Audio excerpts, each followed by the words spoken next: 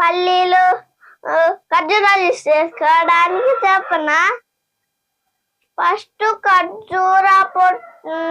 గింజలు తీసుకొని, ఖర్జూరాలు లోపల గింజలు ఉంటాయిగా, ఆ గింజలు తీసుకొని ఉట్టియే తినకుండా ఉట్టియే కడగకుండా వాష్ చేసారు అనుకో, ఆ జ్యూస్ లోకి మళ్ళా నూనె పోతుంది, చచ్చిపోతారు.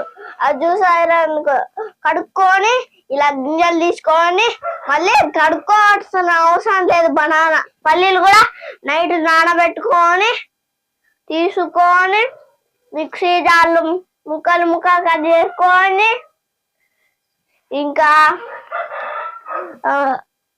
జల్లర పట్టకుండా కొన్ని నీళ్ళు పోసి చల్లటి పోసినాక ప్లీజ్ ఓకే రాయి చేసి ఇది అలా కలుపుకోవడం దాటమే, అదే రాగి స్మూత్.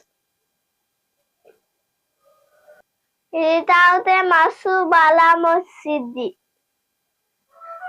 నా కోసం ఏదైనా చేస్తారు, తింటుంటానే తినబుద్ధి అవుతుంది. కడిగిండ్రు